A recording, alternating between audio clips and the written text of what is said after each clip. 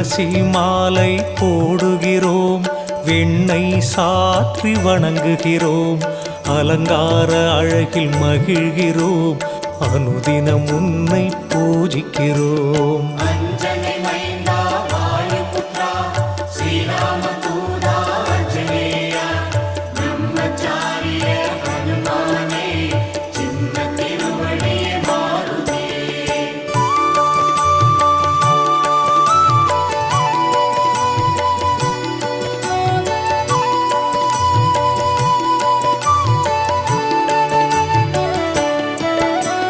வாராவாரம் சனிக்கிழமை வணங்கி மகிழும் பக்தர்களை திருவருள் புரிந்து காக்கின்றாய், வேண்டுதல் யாவும் தீர்க்கின்றாய்.